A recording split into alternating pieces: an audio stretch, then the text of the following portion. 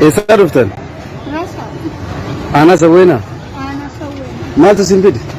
Na bara na wanya ni ndamba. Inu harka entume. Kalakati ihaje mabaka biye male wangira entume. Roon min jiru hayyee. Biye Islamu majede katamatti asbaye lafambe kuna mambe. Rabbi kiya male. Amma guyyaa meeqa? Uffata kaattanuu qabdan jechuun ijoolleen qabdanii? Akkasii ijoolleen nama meeqa qabdan?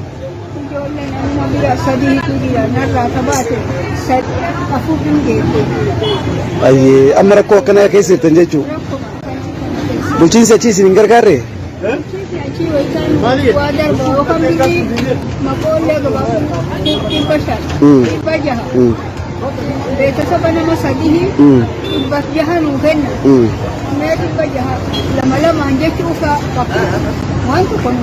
Waan nyaattanii amma waan nyaatu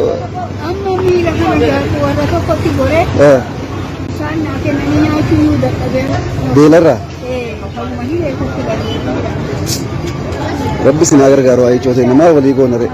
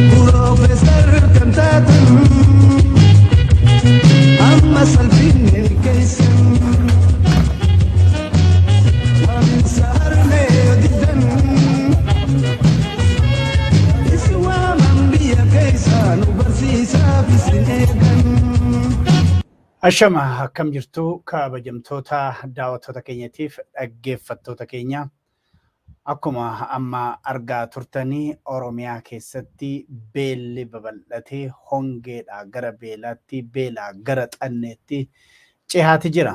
Haa ta'u malee warri biyya bulchina jedhan immoo gama isaaniitiin akkuma aktivistoota biraa gamaa gamana dhaabatanii gabaasa walitti dhiyeessaa jiru. Kaan sababa hongeetiin yookiin immoo sababa beelaatiin uummanni du'aa jira jedha. Kaan immoo lakki hin duune jedha. Jidduutti uummanni Oromoo rakkoo guddaa keessa jira gama beelaatiin.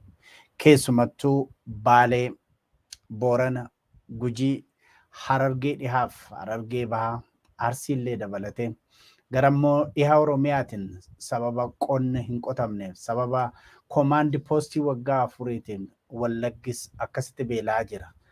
Walloon kaaba Oromiyaatti walloon beela guddaa keessa jira. Giddugaleessa Oromiyaatti manni uummata irratti gubatee qonnaan bulaan har'a beelaaf saaxilameeti jira. Haa ta'u malee warri biyya bulchan ammallee gamana dhaabbatanii dhagaa walitti darbataa jiru. Lakki namni du'e, lakki namni hin duune waliin jedhaa jiru. Gargaarsi hin jiru. Jidduutti uummanni Oromoo hedduutti rakkateeti jira. Kanaaf dhimma kana ilaalchisees har'a turtii Yaayyaa Bashir wajjin goonu irratti kan bal'inaan mari'annu ta'a. Gara biraatiin immoo Oromiyaa irratti waraanni erga labsamee tureera. Waggaa arfan darbe keessa Oromiyaa waraana keessa turte. Keessumattuu waraanni dhiyeenya kana immoo kan mootummaan Abiy Ahmed Oromiyaa irratti labse የመጨረሻ kan jedhe amma ammaatti Oromiyaa keessatti adeemsifamaati jira. Garuu waraanni Oromiyaa keessatti adeemsifamaa jiru gurra addunyaan arganne intarneetii irraa kutanii neetwoorkii irraa kutanii miidiyaa addunyaa irraa kutanii qobaatti Oromoo reebaati jiru. Waraanni kun addunyaa jalaa dhokatee miidiyaa jalaa dhokatee ammas Oromoo rakkoo biraa keessa jira. Gama biraatiin araarri yeroo ammaa kana gara kaabaatti bu'aa yeroo jiru Oromiyaa irratti waraanatu adeemaa jira. Kan akka jaarsummaadhaaf jidduu deeman kan akka Ameerikaas haa ta'u warra Awurooppaa akkasumas warri Afrikaa Oromoo waan qopheessan fakkaata. Seenaan bara 1991 suni waan deebi'aa jiru fakkaata. Kanaaf Oromoo of qopheessee jiramoo maaltu adeemaa jira kan jedhudha. Walumaa galatti ajandaan Oromoo yeroo ammaa kanatti ta'uu qabu.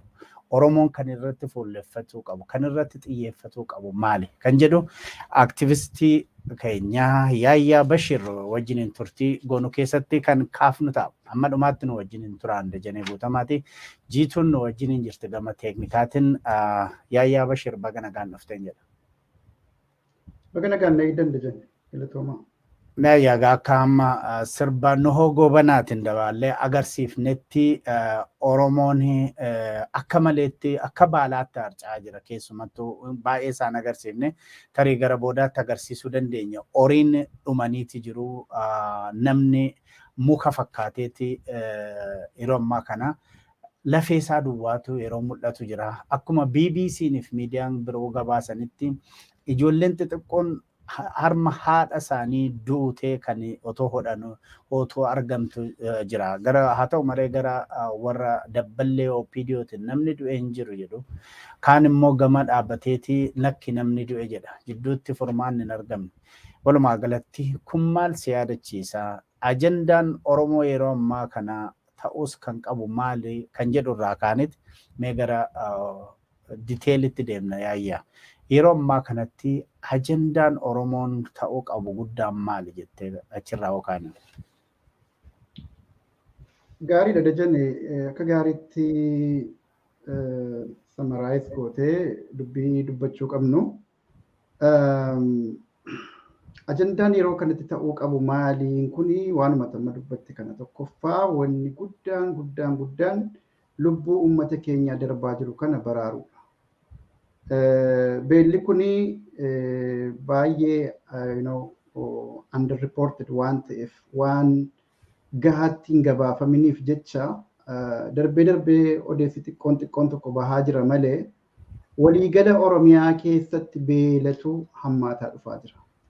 Sababni isaas oomishni gahaan oomishamaa waan hin jirreef caamsaan waan dheerateef attenshiniin mootummaa waraana waan ta'eef ummanni lola ilmaan ummataa dargaggoonni baay'een yeroo ammaa kana qabsoo ummata ofii baraaruu fi biyya ofii baraaruu irra waan jiranuuf walumaa galatti hojiin misoomaa attenshini waan dhabeef kanarrattis immoo waan uumaas dabalatee roobni waan dhabameef hongeen hammaatee namnis hojii misoomaa irraa laaffatee mootummaanis dhimma kana quba dhabee dhimma waraanaa fi umrii dheereffachuu qofa irratti fuulleffachuu irraa kan ka'e kunoo bifuma suuraa irratti mul'atu kanatu dhufee jechuudha. Kuni beelli biyya sana deddeebi'ee daawwachaa bahee inni jedhame seenaadhaan himamaa ture. Amma bara kanatti immoo akka malee seenaa waggaa dheeraa booda tarii akka bara 77 farrisuu kootii miti dhiifama naa godhaati. Beela yeroo sanaatii gadi hin taanetu as deemaa jira. Inni kun amma fiixeessaati. Inni kun fiixeessaati. Rakkoon inni kana caalu dhufaa jira jechuudha. Kun tip of icebergidha kun. Kanaaf ammarraa yoo attentionii hin arganne, ammarraa yoo xiyyeeffannoo hin arganne rakkoon amma naannoo tokkotti Baalee keessatti jedhamee maqaa dhahamee, Gujii keessatti jedhamee maqaa dhahamee ibsamaa jiru kuni kan guutuu Oromiyaa ta'uu waan isa oolchu hin qabu. Oromiyaa qofa osoo hin taane guutuudhuma biyya sanaa ta'uudhaaf deema jechuudha. Sababni isaa wanni biyyi sun waggaa 3 arfan kana itti jirtu keessattuu waggaa isa kana keessa jirtu yeroo itti oomishni gahaan uummata lakkoofsaan hedduu dabalaa deemaa jiru sana sooree quubsuu danda'u dhiisiiti. Lubbuudhumaan illee tursuu danda'u oomishamaa jiru miti jechuudha. Alarraa gargaarsa argachuutti balballi alaa hundi cufameera. Mootummaan kun mootummoota alaa gurguddaa dur gargaarsaan isa utubanii jiraachisan wajjin lola keessa jira waan ta'eef alarraa wanti dhufaa jiru hin jiru. Gargaarsa dabree dhufullee qamadii xiinxanni fixe jedhaniiti tuffachaa turan. maqaa balleessaa turanii galata warra faranjiillee balleessaa turan jechuudha. Kun waan miidiyaa irratti dubbatamedha. Waan jettee miti. Qaama biyyan bulcha jedhu tokkorraa waan akkanaa hin eegamu. Biyya hirqoo alagaa malee bultee hin beekne Itoophiyaa jedhamtu kan of soortee of qubsitee hin beekne kan lolarraa baraaramtee qabbana argattee hin beekne kan mootummaa uummata filateen bultee hin beekne kan nagaan keessatti waarii dhagahamee hin beekne gargaarsa lubbuu uummataa baraaruu danda'u tokko xiinxana qamadii xiinxanni fixa jedhanii balbala ofitti cufan jechuudha. Maal godhu ganda xiqqoo keessatti waan oomishan tokko geessanii viidiyoo kaameeraa irra kaa'anii agarsiisanii kunoo oomisha baran ammana akka baranaa takkaa misoomee hin beeku biyyi jedhaniiti abjuudhaan uummata daabboo nyaachisu jechuudha. Dhugaan isaa garuu wanni lafarra jiru jarri nu wal saaxilanii walimaa jiru jedhu. Nuu miti bar warruma aangoorra jirutu walimaa jira wal saaxilaa jiran. Ragaa qabatamaa harkaa qabanii ragaa sanaan dubbataa jiran miidiyaaleen alaas gabaasaa jiranii dubbii kana. Kun siyaasaa miti uummanni beela'aara jedhanii himachuun siyaasaa miti. Namni beelaan du'aa jira jedhanii himachuun siyaasaa miti. Daa'imni harma haadha duutee harma reenfa haadhaadhaa odoo hootuu argamte jechuun wanni nama suukaneessu amma naga'u kun miidiyaa idil addunyaatiin kan gabaafame waan sobaatii miti. Kana haaluurra kana sobanii dhugaa hin jirre tokko leejitimaayis godhachuurraa lubbuu uummataatiif nu birmadhaa. Uummanni nurkatti beela'aa jira. Biyyi keenya akkuma beektan waraana irra turte waan ta'eef uummata kana sooruu hin dandeenyu. Kanarratti caamsaatu nutti dabalame. Kanaafuu yaa uummata addunyaadhaan nu birmadhaa yoo jedhame maal qaba? Maal kabajaasa kamiintu qabee kabajaan isaan qaban isa kami? Lubbuu uummata kanaa baraaruuf birmachiifachuu addunyaa birmachiifachuutu caala jechuudha. Mootummaan gaafatamni itti dhaga'amu odoo jiraate yeroo kana gabaasa baaseeti deetaa dhugaa ta'e lafa kaa'ee staatistiksii beelaa naannoo isaa wajjiniin lakkoofsa uummata beelaaf saaxilame wajjin warra arjentilii nyaata barbaadanuu fi warra yeroo keessa beela'uuf deemaa jiran hunda qorannoo barbaachisu gochuudhaan uummata addunyaa yookiin mootummoota addunyaatti iyyannoo dhiyeeffachuutu irraa eegama ture jechuudha mootummaan amma aangoorra jiru kun. Wanni argaa jirru garuu gariin isaanii beelli kun jiraachuu isaa ragaa ba'aa jiranii gadi ba'anii achitti jechuun waan wal dhabaniif jecha ishee kana kaartaa godhanii taphachuu barbaadanii dubbatanis yookiin dhugaaf isa dubbatanii kana keessa galuun barbaadu garuu dhugaa ba'aa jiran jechuudha. Beelli jiraachuu isaa ragaa ba'aa jiran qaama mootummaa keessaas walitti dubbataa jiran jechuudha. Amma tokkorra aanuuf jecha uummata gidduutti fixaa jiranii akkuma atu jette daje. Uummanni abbaa kanaa nama isaan jedhu dhabaa jira jechuudha. Wanni qondaalonni mootummaa naannoo sana bulchan ittiin qabamanii jiran uummata sana lubbuu oolchuudhaaf gargaarsa birmachiifachuu otoo hin taane no oduu kijibaatu nurratti oofame abaluun olola akkanaa nurratti oofe kun sobaa maarree waan jechettu akkasiitiin qabamanii jiran jechuudha. Kana miti kan uummata nama bulchu qaama biyya bulchu tokkorraa wanni eegamu kanaa miti jechuudha. Poolitikaa boodatti deebi'uu danda'ama. Uummanni kun yoo jiraate barkan poolitikaa hojjetu. Baay'isa wayii mootummaa qofa miti kanan qeequ kanarratti. Nu hundi gaafatamni nurra jira jechuudha. Warri mootummaa sana balaaleffanna jennus gaafataman nurra jira. None of us are giving attention for this people. Eenyuyyuu kennaaf hin jirru xiyyeeffannoo barbaachisu jechuudha. Mooraan mormituus dhimma biraatiin qabamee jira. Haqa walitti dubbanna. Dhimma beela uummata kanaatii irratti miti kan yeroo isaa dheeraa dabarsaa jiru jechuudha. Mootummachi silaa gaafatamatti dhagahamuu jenneerra kan isaa waan beekamaadha. Warrummaan immoo uummata keenyaaf qabna jennus hangi nuti waa'ee kanaa dubbachaa jirru baay'ee xiqqaadha. Baay'ee xiqqaa inumaa hin jiru jechuu danda'ama. Namoota tokko kan waan kana dubbataa jiran. Kanaafuu wanni ta'uu qabu arjent nuti ta'e akka atuu jette jalqaba ajandaan keenya guddaan ammaan tana lubbuu uummata keenya sanaa baraaruu ta'uu qaba. Yoo uummanni Oromoo jiraateedha kan uummata Oromoof qabsoof na jennu. Kan akkanatti lafa quncee keessa dhaabbatee lubbuun guyyaa guyyaatti darbaa jiru kuni saba keenya jennu sana bar. Kan biraa miti alagaa biraatii miti jechuudha. Saba kanaaf qabsoofna yoo ta'e lubbuu saba kanaa baraaruu ajandaa godhachuudha qabna ammarraa qabne yoo xiqqaate. Hamma mul'eetti yoo ta'e illee at least ammarraa yoo qabne waan kana ajandaa gochuu abbootiin qabeenyaa jaaramanii waan kana qindeessanii uummata baraaruu ala kanaayis amma danda'ame diyaasporaan walitti dhufee waa gargaaru inni kun rakkoo keenya hin furu beekamaadha. Amma dhumaatti hin furu rakkochi hundeen isaadha buqqa'uu qabaa inni gadi fagoon sun hundeen inni gadi fagoo sun dhabiinsa bulchiinsa gaariiti waan ta'eef dhabiinsa mirga siyaasaati waan ta'eef haala poolitikaattiin deemamaa dhufetu isa kana oomishe waan ta'eef maddi oomisha kanaa kun furmaata argachuu qabaa jechuudha. Wanni deemee kanatti nu galche waanuma kana.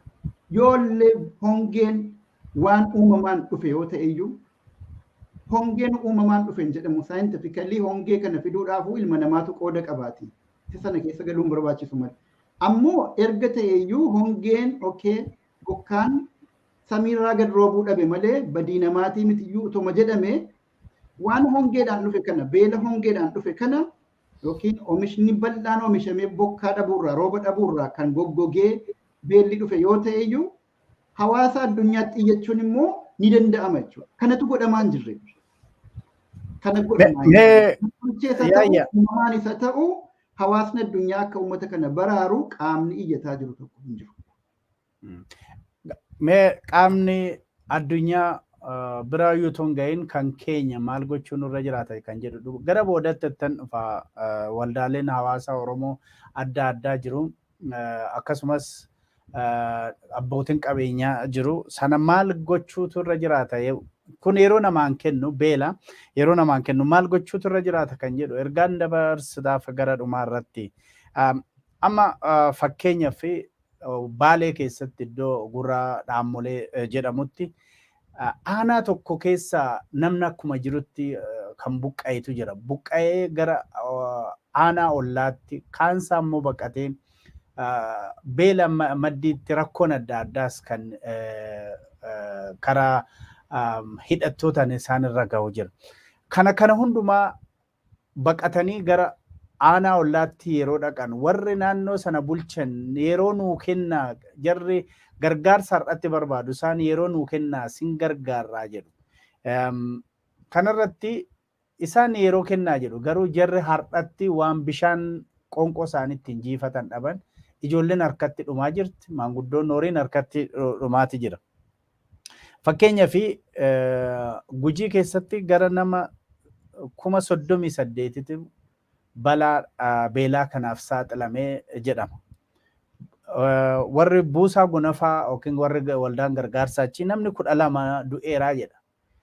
Uummanni garuu nama 20tu nu jala wareegame yookiin nu jala du'ee jedha. Bulchitoonni naannoo sanaa garuu namni tokko hin duune jedhanii mormu. Amma nama du'eef wasa beela'ee dhiisaniiti nama hin duune du'ee kana kireeditii isaaniitiif rakkatu. Gara Harargeetiin amma yoo dhufne Harargee keessaa ammoo kana yeroo otoo stuudiyoon seeniin kan nu qaqqabe Harargee lixaa aanaa burqaa Iftuu jedhama araddaa abdii guddinaati.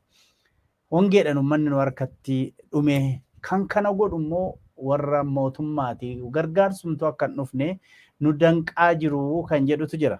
Walumaa galatti yaayyaa mootummaan OPDO yeroo ammaa kana beela akka meeshaa waraanaatti itti fayyadamaa jira kan jedhu komiin hamaatu ka'aa jira uummata keessa. Kana maal jettu? Komiin ka'uu danda'a. Ani garuu beelli meeshaa poolitikaas ta'uu hin danda'u. Mootummaa kanas homaa waan fayyadu hin qabu kun. Caalaatti imeejii isaa balleessaa deema. Mootummaa biltsiginnaa jedhama imaajinni irraanfatin. Biltsiginnaa yookiin badhaadhina jedhaniiti isaantu filatee maqaa kana moggaafate waan ta'eef badhaadhinni isaan jedhanu maal akka fakkaatu amma qabatamatti mul'achuu jalqabeera jechuudha. Badhaadhinni waggaa 3-4 faarfamaa ture amma oomisha isaa sassaabbachuu jalqabaa jiranii kun. Isa kana badhaadhinni isaanii jechuun kaadireen cululuqaadha dhugaadha. Beela'uu dhiisi beela waan jedhamu jechuma isaatu irraanfachuutti dhiyoodha. Filatee nyaata kaadireen. Maaliif maallaqa mootummaa mindaadhaaf durgoodhaan ammaaree fudhata waan ta'eef kan xannee nyaachaa jiru uummaticha jechuudha. Kanaafuu beelli meeshaa politikaa wanti jedhamu tokko jira dhugaadha. Siyaasaa keessatti beela meeshaa politikaa godhachuu jechuun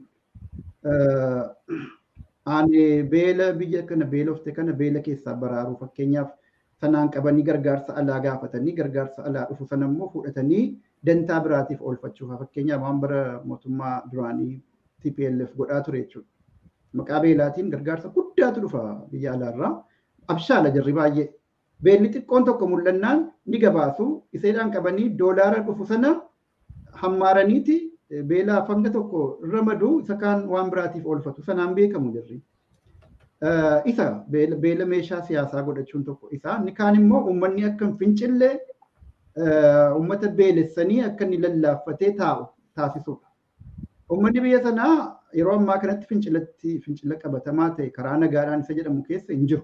Kana haqa dubbachuu wayya dhugaadha. Warri murteeffate hidhatee lolaa jira bosonaa jechuudha. Oromiyaa keessatti lola ifa ta'etu mootummaaf uummata Oromoo gidduutti geggeeffamaa jira. Beelli meeshaa siyaasaa ta'uu jechuun yeroo baay'ee kan ibsamu uummanni akka rivoluushinii hin geggeessine akka warraaqsa geggeessee sirna sana hin nyaanne beelaan dadhabsiisanii qoqqoodanii humna silaa walitti dhufee ijaaramee mootummaa sana garagalchu tokko dhabsiisuu jechuudha. Gara biraatiin immoo beektaa beelli mootummaallee garagalchuu danda'a. Akkuma Piroofeesar Mararaa Guddinaa yeroo baay'ee jedhu uummanni beela'ee mootummaa nyaataa inni jedhamu suni dhugaadha. Uummanni yoo beela'ee duulee bahee yookiin jiraachuu yookiin dhumuu jedhee murteeffateeti sirna sana karaarraa maqsuu danda'a, buusuu danda'a jechuudha. Seenaa biyya adda addaa keessatti mul'ateera tokko tokko. Garuu haala qabatamaa amma Itoophiyaa keessa jiruun natti hin fakkaatu sun. Akkasitti miti kan jijjiiramni dhufus mootummachis uummata kana beelessuudhaan bu'aa irraa argatu hin qabu. Akkanattuu namni itti fincilee karaa nagaadhaan warraaqsa geggeessee sirna kanaaf yaaddoo ta'aaru hin jiru. Yaaddoo kan itti ta'aa jiru qabsoo hidhannooti. Waraana kana ofirraa dhaabuu hin danda'u. Innis waraana uummata irratti labseera, uummata fixaa jira. Uummanni akkuma kanatti mana isaatti dhumaa jira malee yeroo ammaa kana mootummaa irratti fincilee waa wayii godheennaan ittiin beelessanii qabbaneessanii laaffisanii jilba isaa caccabsanii lafa kaa'uuf kun godhamaa jira jechuunis rakkisaadha. Ani wanni naa galu wanti hubadhu beela kana wanni fide waan gurguddaa lama isa keessaa inni tokko akka malee guddaadha. Guddaan sun maanni waanuma mootummaan kun siyaasaa isaa jabeeffachuuf jecha waraana irratti xiyyeeffatee tureef. Waraana gurguddaa geggeeffamaa. Oromiyaan lafa misoomaati, lafa piroodakshinii gurguddaati. Harvestiin biyya sanaa guddaan Oromiyaa keessaati kan sassaabamu. Oromiyaa keessatti lola jabaadha kan deemaa jiru jechuudha. Lolli inni akka malee kabar godhame isa kaabaati beekamaadha. Lolli inni Oromiyaa keessaadha. Shaadoo jala jira. Attenshinii gahaa hin arganne. Garuu immoo kan biyya sana dhukkeerraa kaasee lafee cabsuu qofatu hin taane dhukkeessaa jiru lola Oromiyaa keessatti geggeeffamaa jiru jechuudha. Akkuma cubbuudhaan waraana uummanni kun mirga ofii kabajsiifachuudhaaf biyya isaa irratti lolachaa jiru kana haguuganii dhoksanii isa kaabaa qofa leellisan sana gatii isaa itti argachaa jiru amma jechuudha. Uummannis miidhamaara beela'ee jechuudha. Mootummachis beelli kun naannee imeejii sirnichaadhaa addunyaatti saaxiluu jalqabeera jechuudha. Kanaatu ajandaa ta'uu qaba. Isa kana keessaa akkamitti baanaatu ajandaa ta'uu qaba jechuudha. Eenyuun mo'achuu hin qabu beelaan. Anamma kan hubadhutti uummanni kun beela'eedhaaf mootummaan kun luuz godhaa. Fuulli isaa ittiin badaa. Inni jennus gahaa miti. Inni waan ishoona jechisiisu hin qabu. Uummanni tu beela'uu baatee karaa biraatiin qabsoon itti fufeen filadha malee kamataa kootti beela uummanni kun beela'aa jiru mootummaan kun maqaan isaa badee aangoo gadhiisuuf dhiibamuuf deemaa inni jedhu beelli akka meeshaa siyaasaa ta'uu sekoondii tokkoof illee hin hawwachuu kooti. Garuu sirnichi itti yaadee beela kana uumee uummata beelessaara jechuun na rakkisaa. Imaammata lolaa isaatu beela kana fide kanarratti immoo hongee dabalame jechuudha.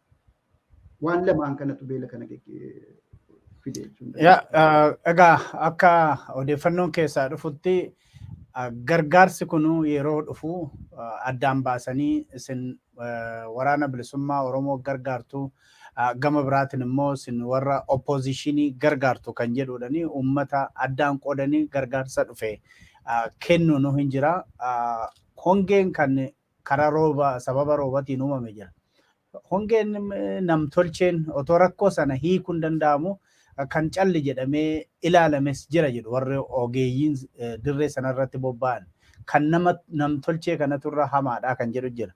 Gama biraatiin immoo beelli kun Oromiyaa iddoo gara bahaatii fi gara kibba bahaa Oromiyaaf kibbatti haa jabaatu malee beelli kun iddoo hunduma jira. Amma gara giddugaleessa Oromiyaatiif gara dhiyaatti sababa waraana bilisummaa Oromoo gargaartu jechuudhaan mana irratti gubaa jiru.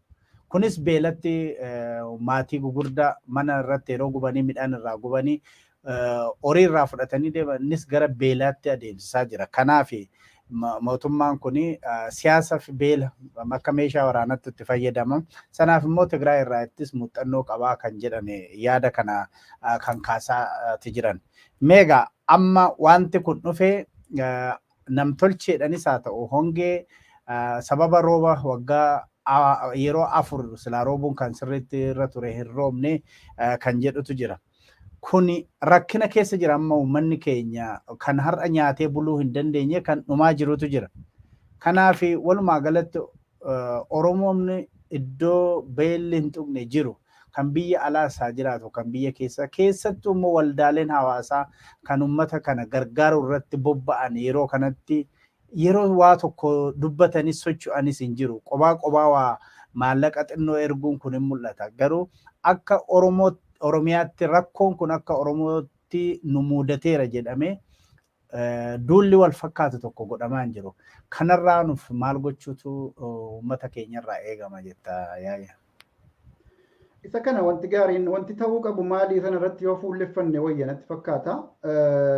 Wanti ta'uu qabu akkuma reefuu tuttuquu yaale biyya keessattis biyya alaattis sochiin uummata kana baraaruudhaa bal'inaan jalqabamuu qaba.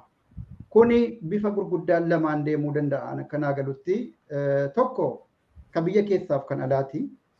Inni biyya keessaaf alatti ta'u tokkoffaa kuni gargaarsa walitti qabudha.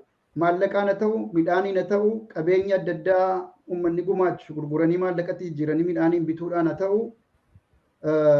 biyya keessaa kana walitti qabuudhaaf koreen uummataaf dhaabbate of danda'ee ijaaramee sochiitti seenuu danda'uu qaba. Warri amma qaama mootummaa keessa ta'ee beelli kunoo jira uummata keenya fixaaraa jedhu kunis aangoo harkaa qabu yoo ta'e aangoo sanatti fayyadamanii lubbuu uummataa haa baraaran jennaan. Lubbuu uummataa haa baraaran. Amma yerootti mootummaa jijjiiruu maalii jennu sanatu hin taane waa'ee beelaa dubbachaa jirra. Waa'ee lubbuu namaa dubbachaa jirra sa'a kanatti jechuudha. Waa'ee siyaasaatiif waan kaanii miti. Inni kun qabsoon itti fufa. Waa takka gaaffii hin qabu. Itti fufaas jira. Ammoo ammatti wanni sardaa ta'e lubbuu namaa guyyaa guyyaatti darbaa jiru kana warri mootummaa keessaa quuqama uummataa qabna jedhu aangoo qaban yoo ta'e aangoo isaanii nutti agarsiisan uummata ittiin baraaruudhaan. Hin qabanu yoo ta'e immoo mormituutti dabalamanii uummata akkuma nama taraa tokkotti gargaaran diraamaan irratti taphachuun barbaachisu jechuudha. Gaafa kaan aangaa mootummaatii iddoo kanaatti kana godhan jedhamee gabaafama. Gaafa kaan immoo mormituu fakkaataniiti sirnuma sana deebisanii balaaleffatu. Kun hin ta'u. Oromoon diraamaa akkanaatiin gowwoomfamuu hin qabu jechuudha. Kanaaf tokko kan ta'uu qabu warra mootummaa keessa jirus haa ta'u, warra mootummaan ala jiru uummata bal'aas haa ta'u, warra beela'e kanaaf gargaarsa walitti qabuudha atattamaan wanti barbaachisu. Koreen jajjabaan godina adda addaatti dhaabbatee giddugalatti walumaa galattis immoo dhaabbatee fanshiin gochuu danda'uu qaba. Waan kana hojiitti hiikuu danda'uu qaba jechuudha. Waan maqaadhaaf moggaafamu tun taane waan qabatamaadhaan lubbuu uummataa baraaruu danda'u tokko jechuudha. Kun biyya keessa qofa miti ala kanattis ta'uu qaba. Daasporaan Oromoos waan danda'u cireesaa uummata keenya beela'aa jiru kanaaf wareeguu ni danda'a. Garaa jabaatu akkasii hin qabu daasporaan. Ammoo qaama isa walitti qabu barbaada. Qaama isa gurmeessu barbaada. Gargaarsi kun immoo qabatamaadhaan uummata beela'u sana bira gahuu isaa mirkaneeffachuus barbaada. Namoonni kanarratti biyya keessaa maqaa gaarii horatan jiran gargaarsa ala kanaa uummanni erguu fuudhanii abbaa dhimmaa sanaan gahuudhaan maqaa babbareedaa warra tolfatan ulfina gurguddaa warra horatantu jiran jechuudha. Jara kana baay'een keenya ni beekna maqaadhaan beekna dhiiraan dhalaadhaan beekna. Jara akkasii sanaaf wajjin liinkii godhachuudhaan isaan wajjiniin mari'achuudhaan gargaarsa ala kanaa walitti qabamu chaaneela sana keessaan uummata biraan ga'uu irratti jabaatamee hojjetamuu qaba. Kun tokko. Kan lammaffaa wanti ta'uu qabu hawaasa addunyaatti lallabachuudha. Kuni humna gargaarsa uummata keenyaa qofaan waan furamuu miti Dajane. Namni har'aati 10,000, 10,000, 30,000, 40 lakkoofnu kuni in millions ta'a jechuudha yeroo murtaa'e boodaan sodaan kan kana. Maaliif wanni as deemaa wanti mul'ataa hundi sodaachisaadha jechuudha. Kabara dhufu immoo kana caala nama sodaachisa. Sababni isaa maanni oomishni barana oomishamaa jiru xaahoon akkatti badee dhageenyeerra jechuudha. Xaahoon hin jiru, hin qaala'ee, inumaa'uu hin badee bakka baay'eedhaan immoo jechuudha. Kana gama kaaniin caamsaatu jira. Gama kaaniin waraana geggeeffamaa jira. Wantoota gurguddaa sadan kanaa jiru. Midhaan eessaan bahee dhufa? Eessaan argama oomishni? Xaahoo malee lafti biyya sanaa waa biqilchaa hin jiru bara kana. Xaahoon badee yoo argames qaaliidhaa uummanni kana danda'ee bitachuu hin danda'u namni baay'een jechuudha. Kanaafuu waanuma qabu amma dhoqqee loonii waan akkasiitiin warra yaalutu jira. Sun immoo hanga murtaa'edha kan inni oomishuu danda'u. Sun warra oomishatu warri immoo tasuma oomishachuu dadhabee xaahoo dhabame ennaan dhiisee lafa isaa biraa deebi'us baay'eetu jira jechuudha. Sun rakkoo tokko xaahoon. Ka lammaffaa hongee jira ammallee bakka baay'ee. Ka sadaffaaf inni guddaan garuu kutaa hundatti biyya sana keessatti lola geggeeffamaa jira. Oromiyaa bal'oo keessatti jechuudha. Kanaa jiru isa dhufu immoo beelli amma himamaa jiru kuni miliyoonotaan nama keenya fixaa kan jedhu sodaa guddaatu jira jechuudha. Kanaafuu kana kan furuu danda'u gargaarsa nuti hiyyummaadhuma qabnu maal qaba namni keenya bari hiyyummaa sooromees waa harkaa qabaatee wal gargaaruus hin danda'u bari hiyyoonfamaa yoo naga'e bara meeqa guutuu hanga biyya sana wajjin jiraate keessatti.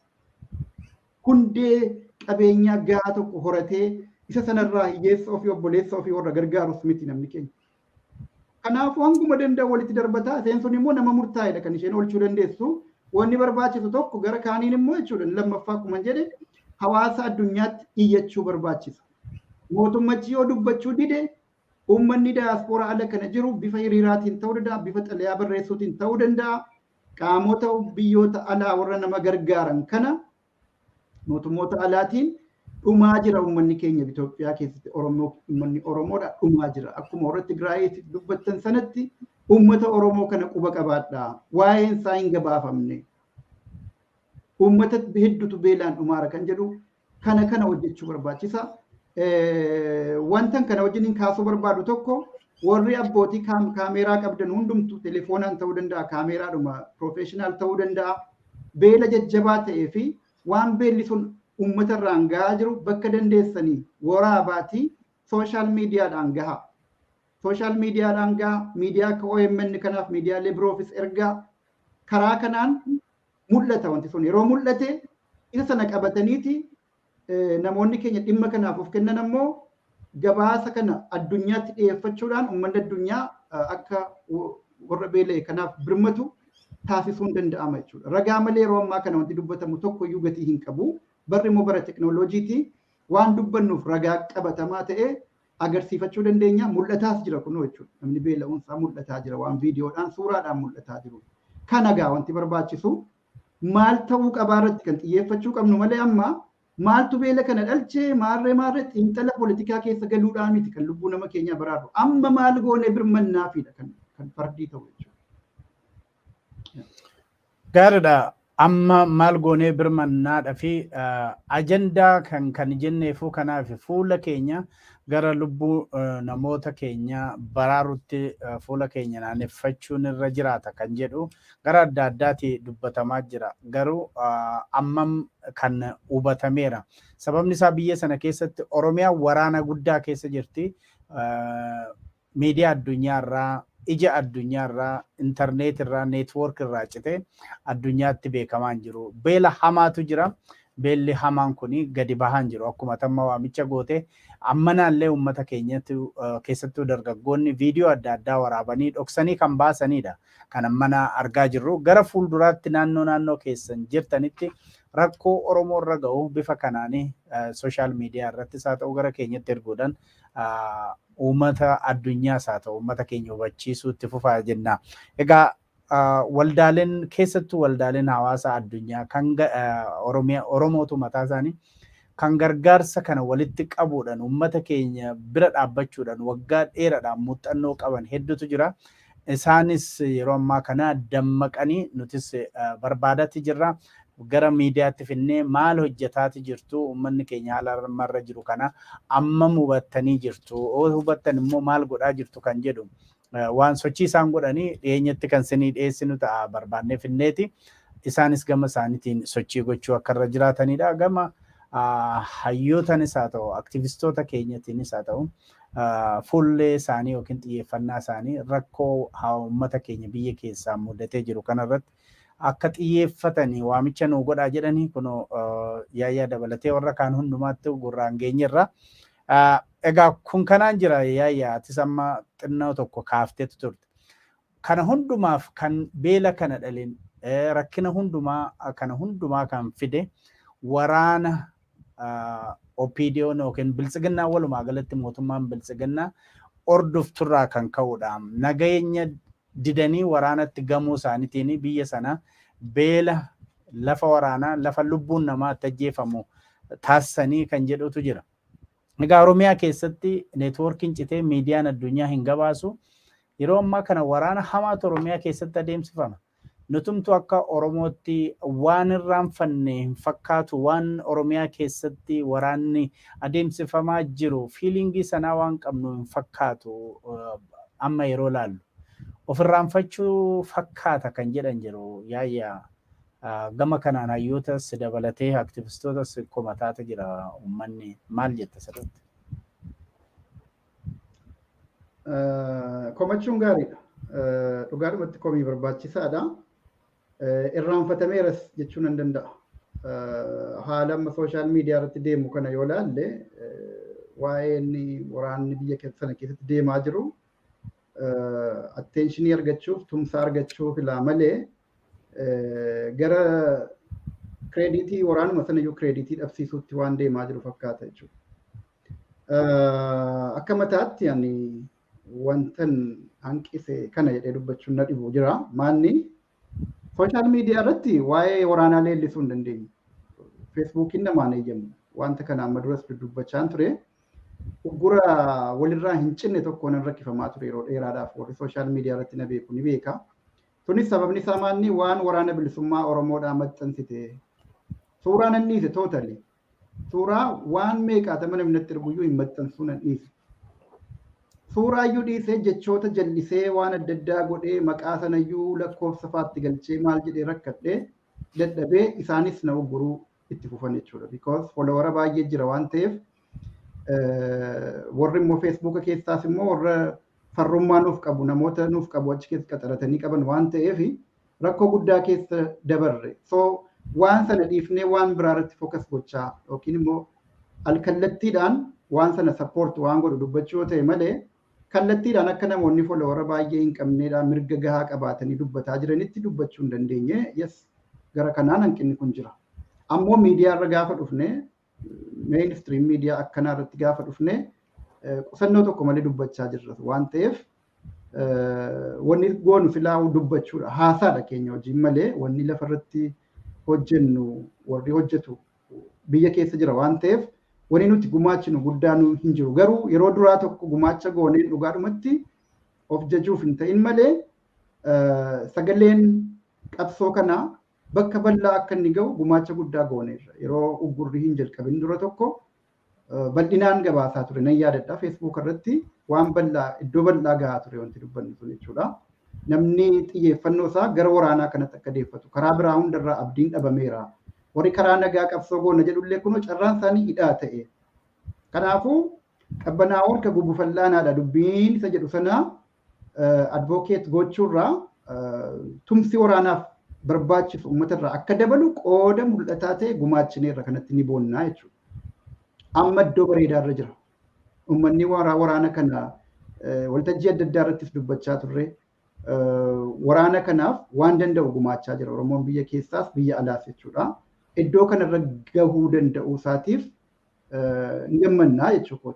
Haa ta'u ammallee gahaa miti. Ammoo waraanni furmaata ta'e miti. Ammoo waa'ee beelaa dubbachaa oollee asirraan immoo waraana itti fufuu qabna yeroo jennu nama alagaa ta'e tokkoof seensiin kennu amma fakkeenyaaf. Garuu wanticha akkas ta'e Itoophiyaa keessatti haqa jirutu akkas ta'e. Falmattu malee mootummaa si dhaga'u dhabame. Karaa nagaadhaan yaalame waa hedduu yaalii godhame sanarraa kan ka'e uummatumti keenya keessaa irra hedduun nu balaaleffateera jechuudha. Karaa nagaa maa jettu qawweedhaan malee furmaanni hin dhufu kan jedhuun namni mufaatii guddaa agarsiisaa ture jechuudha. Kanaaf tootaalii amma waan hiriira bahaa waan maarree godhaa karaa cufaan hundi hafeera yeroo ammaa kana. Maaliif wanni karaa sanaan geggeeffamuu yaalame baga yaalamuun gaarii karaa nagaadhaan nuti garaan keenya bal'aadha karaa nagaadhaanis falmachuudhaaf fedhii qabna kan jedhu agarsiisuudhaaf yaalleerraa yaaliin sun hin taane mootummaa kanaan gara jabinaan uummata ajjeesan waan ta'eef egaa amma dargaggoon garaa muratee gara bosonaatti deemuu jalqabee jechuudha. Kana kan fide imaammatuma mootummachi geggeessaa jirudha. Amma hoo maaltu ta'aa jira yoo jette warri lolaa jira. Warri silaa ala kana ammoo karaa adda addaatiin waraana kanaaf sappoortii gochuu barbaachisu gochuun irraa eegamu immoo waan mooraa qabsoo Oromoo qoqqooduun qabamuutu irra mul'ataa jira jechuudha. Xiyyeeffannoon keenya guddaan gara waraana sana gargaaruu fi gara jijjiirama fiduu sanatti utuu hin taane waanuma I don't know dantaadha jechuuttis waan nama dhibuudha. Waan deemaa jiru walumaan beekna waan asirratti haaraatti dubbadhu miti. Waan hin barbaachifne deemaara gabaabaadhumatti jechuudha. Ajandaan amma deemaaru kun eenyuu nu hin fayyadu. Wal qoqqoodee alagaa qofa kan inni fayyadu. Diina keenya nama kufuu keenya arguu barbaadu qofadha kan inni fayyadu jechuudha. Argaan jira ammallee kunoo warra alagaa keessaa warra nutti kolfaa jiru baay'eetu jira. Warra afaan biraatiin dubbatu warra nutti kolfaaru baay'ee jira jechuudha. Oromoon eessayyuu hin geessu jedhee warra nutti qoosaa jiru nutti qishnaa godhaa jiru hedduu argine garaan na gubachaa jira jechuudha. Kan amma nama keenyatti baasanii dubbachuun maal fayyada inni dhiifna malee waan nuti ta'aa jirru kana diinnis firri akkuma argu hunda diinnis argaa jira. Afaan Oromootiin barreessina nutti fakkaata malee Facebook translationii qaba ni ilaalu hundumayyuu jechuudha. Facebookiin amma immoo Google translation afaan Oromoo Google translation seeneera easily waan nuti dubbannu afaan Oromootiin ajandaa maaliif Oromoo keessatti deemaara kan jedhu kana firris diinnis argaa jira waan ta'eef wanni nama jalaa dhoksinu tokko iyyuu hin jiru jechuudha. So nutti kolfamaa jira wantan Oromootti immoo amma. Warri gara kaabaa nutti kolfaa jiran. Daangaa Itoophiyaa keessa kan jirus daangaa Itoophiyaatiin ala kan jirus yeroon kun yeroo itti Oromootti kolfamuudha. Baay'ee nama gaddisiisa kana dubbachuun. Kan ammoo kan nutti fide mataa keenya malee kan biraatii miti jechuudha.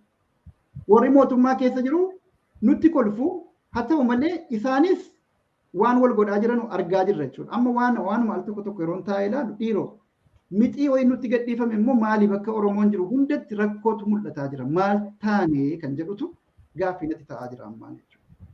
Kan akka keenya kana wal nyaatu bakka biraatti argaan jiru.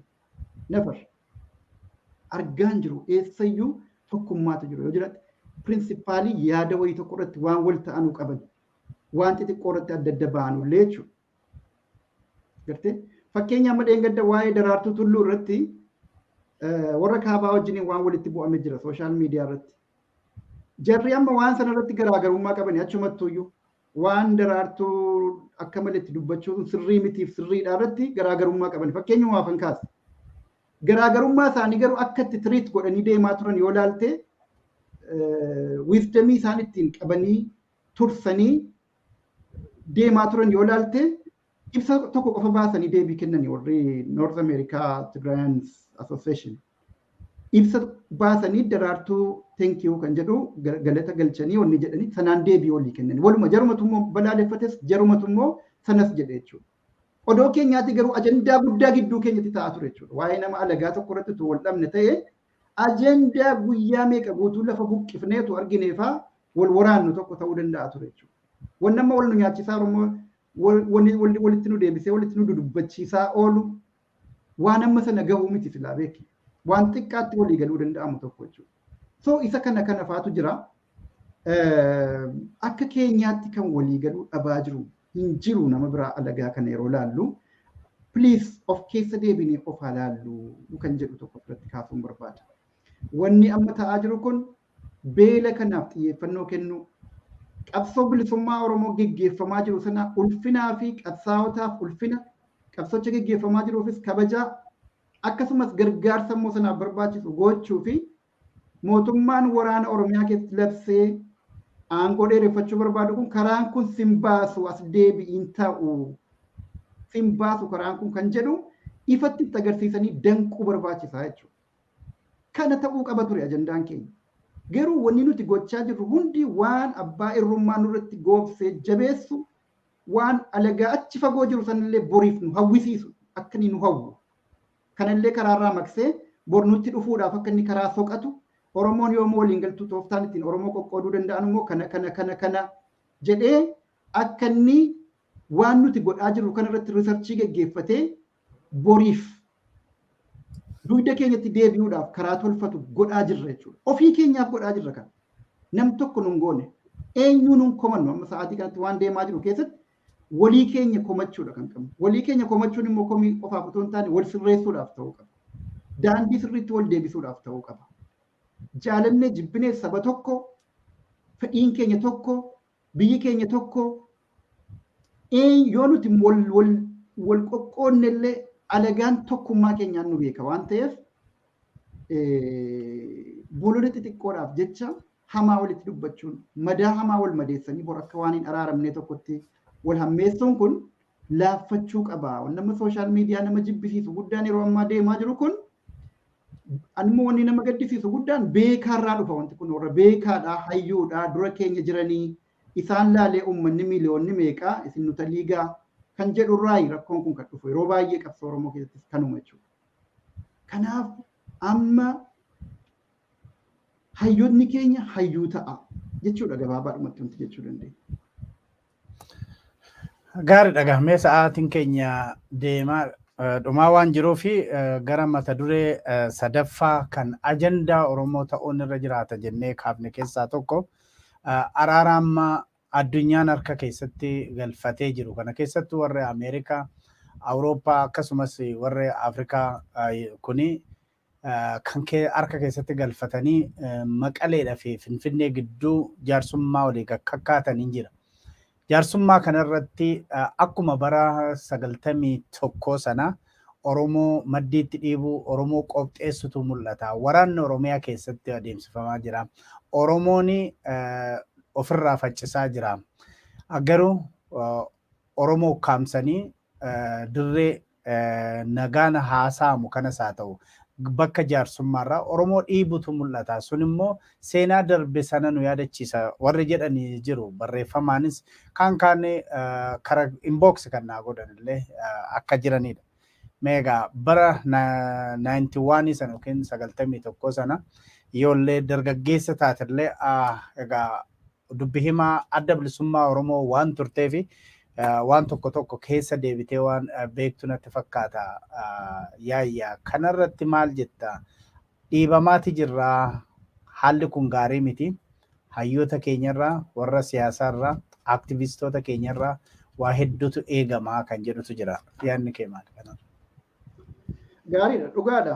Waan baay'eedhaan wal fakkaata. Ka bara 91 Oromoo irra ga'e sanaani haa ta'uti Oromoon erga Itoophiyaa wajjiniin buluu jalqabee qabee takka kabajaa argatee hin beeku biyya sana keessatti wanti jala muramuu qabu kana jechuudha. Kabajaa argatee aangoo dhugaas qabatee hin beeku. Warri amma waggaa arfan kana bulchaa jiru kun maqaa Oromootiin aangoo qabatan malee uummanni Oromoodhaa akka uummata aangoo irra jiru tokkotti waraana irraa boqotee ummata bilisummaa afuura bilisummaa arganaa jiraatu ta'uu hin dandeenye jechuudha. Kana waan keessa deebi'u hin qabu waan baay'ee irra deddeebinee dubbataa turre waan waggaa arfan kana waan ta'eef hanganuman jedha. Waa'ee araara kaabaatii fi waan lola Oromiyaa keessa deemaa jiru qopheessanii alaga warri faranjiis akka dhimma Oromoo qabsoosa Oromiyaa keessa deemaa jiru kana dhimma dhabanii isa kaabaa qofa irratti xiyyeeffatan hojii manaa guddaa irratti hojjetamaa ture yeroo dheeraadhaaf jechuudha. Tokkoffaa waraana Oromiyaa keessatti deemaa jiru kana intarastii sirraan qaban warri faranjii. Qabsoo uummanni Oromoodhaa karaa nagaadhaan jibbaatee dadhabee waraana ol kaase kana gahaattis waan itti himame natti hin fakkaatu. Hojiin propaagandaa gahaan waan irratti hojjetame natti hin fakkaatu. Fuulli faranjiis hin beeku. Isa kaabaa sanarraa intarastii guddaa qabu jechuudha. Warra TPLF wajjiniin warri TPLFs waggoota 27 biyya sana bulchan keessatti bakka adda addaatti aksesii tolfataniiru jechuudha. Karaa ittiin addunyaa amansiifatan rakkoo tokko akkatti dafanii warra barbaachisu jajjaboo jedhaman amansiifatanii iyyisiifatan dirmachiifatan aangoo sanatti fayyadamanii gargaaramaa turan. Oromoon takka aangootti bahee waan hin beekneef warri maqaa Oromootiin aangootti bahee kunis Oromoodhaa waan takka waan fidan hin qaban ajjeechaa malee jechuudha.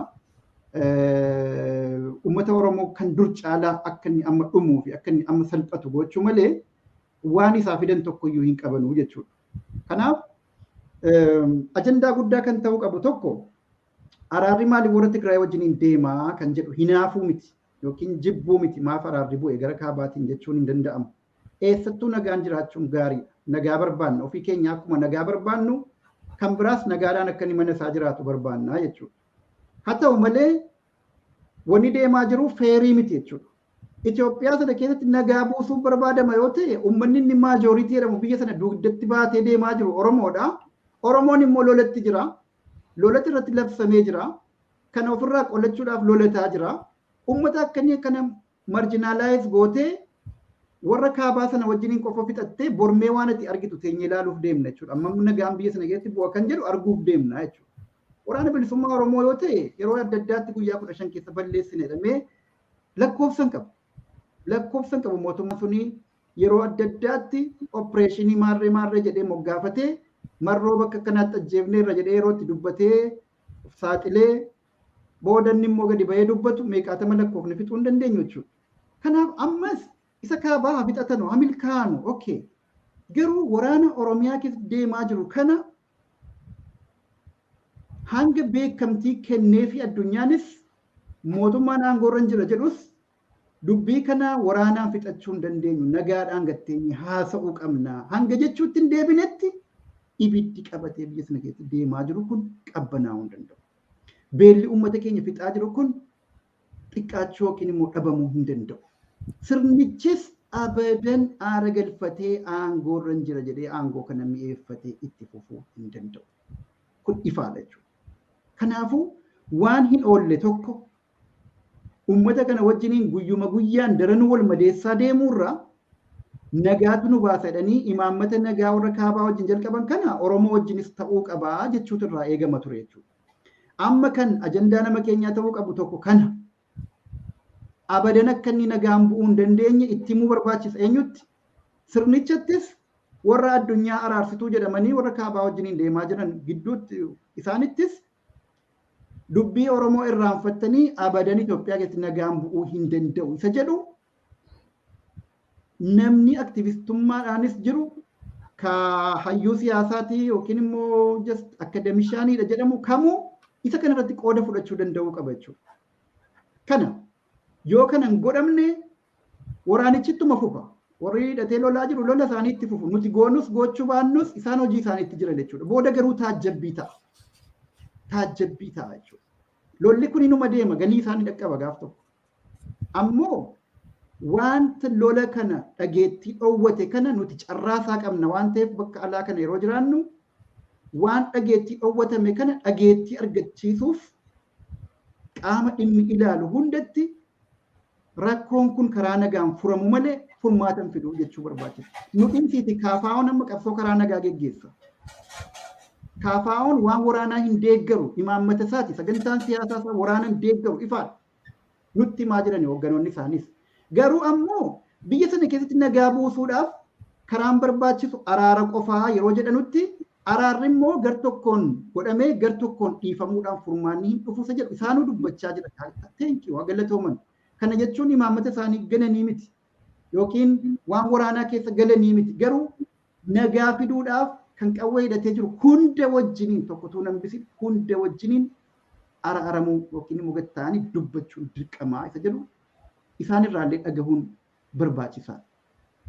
Kana ajandaa biraa keessa galuu yookiin mata duree biraa keessa galuun barbaadu malee dhugaa dubbachuudhaaf hamma nuti warri waraana kana deeggarra jennu hojjechaa jirru caalaa warra karaa nagaan galmaanii jirantu akka araara malee furmaanni dhufuu hin dandeenye hawaasa addunyaattis mootummaa aangoorra jiruttis sagalee ol jedheen himuu danda'a jiranii jechuudha. Kun karaa nagaadha ergatti amantee qaamni siyaasaa karaa nagaatti amanu tokko nagaatti deebi'uudhaaf qaama hidhatee jiru hunda wajjiniin araara gattaa'uu barbaachisa jechuun waanuma irraa eegamu kana godhaa jiraniif hagalatooman garuu nu biratti hojii guddaatu hafe jechuudha. Akka matayyaattis akka hawaasota addunyaa ala Oromoo ala kana jiranuttis isa kana irratti hojjechuu barbaachisa ga'ummaadhaan jechuudha. Ka warra kaabaa hamilkaa'uu hadhiisuu itti deemaa jiranii ilaalla. Oromoodhaafis hojii manaa guddaa kennaa jiran jechuudha. Yeroo kan isaanii milkaa'u Oromoon akkanatti afaan qabatee cal jedheetuma walumatti dhagaa darbataa qofa nuti ooluun kun fagoo nu geessu waan ta'eef attenshinii guddaa argachuu qabaadha mata Hedduu galatoome Yaayyaa Bashir yookiin boruu barraaqaa sa'aatiin keenya waan ga'eef asitti dhaabuuf dirqamna otoo itti fufnee natti tola. Egaa yeroo dheeraadhaaf adda bilisummaa Oromoos jedhaa kan ture Oromiyaa keessatti amma Oromoon nagaan argannetti amma rakkinni siyaasaa Oromoo furmaatan argannetti Itoophiyaa dhiisii gaanfa Afrikaattuu nagaan bu'uu hin danda'u jedhee yeroo dheeraadhaaf ibsaati ture. Atis kanuma irra deebitee hedduu galatoomin jedha. Egaa ajendaan keenya gurguddaan har'a irratti xiyyeeffannee beela Oromiyaa keessatti ilmaan Oromoo akka baalaatti harcaasaa jiru. Akkasumas immoo waraana Oromiyaa keessatti adeemsifamaa jiru. Mootummaan Biltsiginnaa yookiin OPDO'n mataasaa warra ollaa dabootti kadhatee waraana adeemsisaa jiru. Garuu ija addunyaa jalaa kan dhokate, miidiyaa addunyaa jalaa kan dhokate, neetwoorkii irratti cufuudhanii uummata Oromoo nyaataa kan jiru. Kana dhumarrattis egaa araara warri faranjii keessattuu Ameerikaa, Awurooppaa dabalatee akkasumas Afrikaa warra Afrikaa dabalatee adeemsifamaa jira jedhamu kana Oromoo dhiibuun maaliif barbaachise kan jedhudha. Kanaaf immoo kan bara 91 sana akka Oromoon yaadatu kan godhaa jirudha. Kanaaf akkuma Yaayyaa Bashir jedhee dhimmi Oromoon hirmaachifne biyya sanarratti nagaa buusuu hin danda'u kan jedhudha. Hayyoonni Oromoo, aktivistoonni Oromoo akkasumas immoo uummanni Oromoo walumaa galatti dhaabbileen siyaasa Oromoo kanarratti akka nu xiyyeeffatan ergaa dabarsaa warra jettaniif egaa ergaa keenya dabarsine. Sa'aatiin keenya gaheera qophiileen OMN birootti fufaan Dajanee Guutamaati. Jiituun gama teeknikaatiin na wajjiniin turte. Qophiileen OMN birootti fufu nagaan nu tura.